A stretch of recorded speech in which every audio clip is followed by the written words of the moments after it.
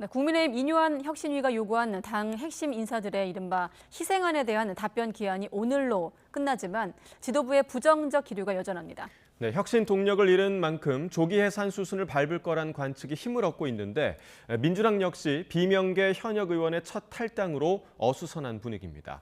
국회 연결해서 정치권 상황 알아봅니다. 강민경 기자. 네, 국회에 나와 있습니다. 네, 여당 분위기부터 보겠습니다. 이게 좀 오락가락하던데 혁신위가 예정과 달리 당 주류 인사들의 희생안을 최고위에 보고하지 않은 겁니까?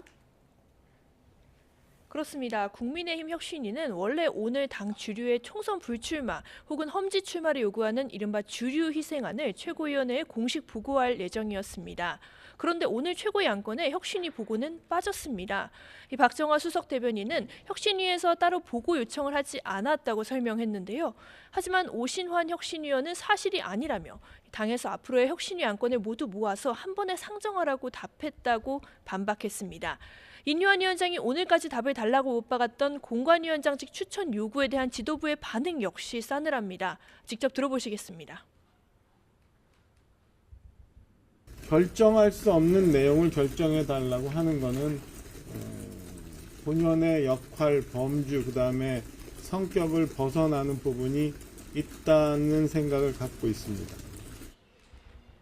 혁신위는 앞으로 행보를 고민하는 모습입니다. 오는 7일에 회의가 예정돼 있는데 이때 혁신위가 쓸 수 있는 사실상 마지막 카드인 조기 해산을 선언할 수 있다는 관측이 나옵니다. 지도부는 크게 신경 쓰지 않고 이번 주 첫 영입인재 발표에 이어 다음 주 공천관리위원회를 띄우는 등 총선 체제로의 전환을 서두르겠다는 방침입니다. 네, 이번에 민주당 상황도 알아보겠습니다. 비명계 5선이죠. 이상민 의원이 어제 전격적으로 탈당을 선언했는데 당내 분위기 어떻습니까? 네, 말씀하신 대로 5선 중진인 이상민 의원이 비주류 현역 의원 중 처음으로 탈당을 공식 선언했습니다. 지도부에서는 오늘 관련 논의를 전혀 하지 않았다고 권칠승 수석 대변인이 전했는데 일부 친명계는 날선 비판을 내놓았습니다. 직접 들어보시겠습니다. 그래서 5선을 하는 동안 민주당의 정체성을 잘 모르겠다, 민주당이 나와 맞지 않는다라고 한다면 국민적 당원적 심판을 분명히 받을 것입니다. 다만 내부적으로는 이 의원의 탈당 선언이 비명계의 이른바 릴레이 탈당으로까지 이어지진 않을지 우려하는 기류가 흐릅니다. 특히 비명계 사이 모임인 원칙과 상식의 행보가 주목됩니다.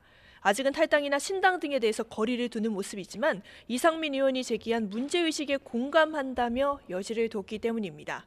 이재명 대표의 대선 경선 상대였던 이낙연 전 대표가 연일 공세 수위를 올리는 것도 눈에 띄는 대목입니다. 오늘 공개된 한 언론 인터뷰에서는 대한민국의 핵심적 위기인 정치 양극화를 저지하기 위한 제3세력 결집 취지에 공감한다고 말하기도 했습니다. 이재명 대표 체제를 연일 저격하며 신당 창당 가능성의 불씨를 꺼트리지 않고 있다는 해석이 나왔습니다.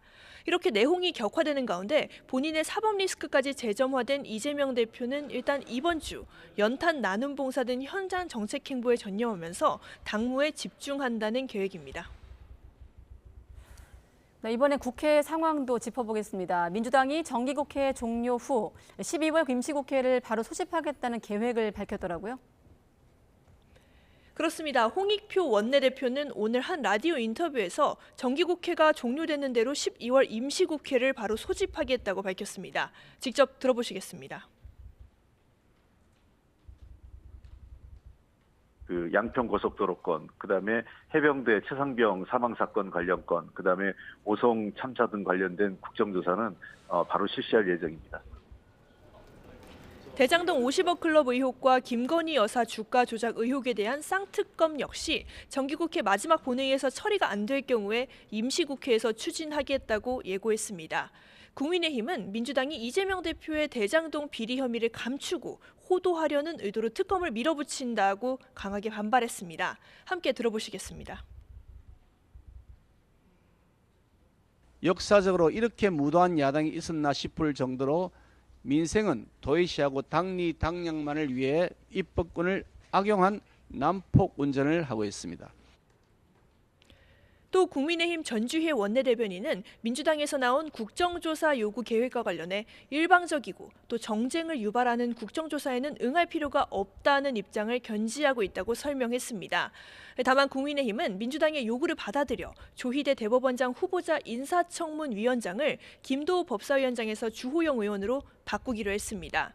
양당은 또 민생 법안을 처리하기 위한 2+2 협의체를 가동하는 쪽으로 의견을 모았다고 전주혜 원내대변인은 설명했습니다. 다만 특검과 국정조사, 예산안이라는 굵직한 사안에선 여야가 계속 평행선을 달리면서 연말 전국의 진통은 불가피하다는 관측이 벌써 나오고 있습니다. 지금까지 국회에서 YTN 강민경입니다.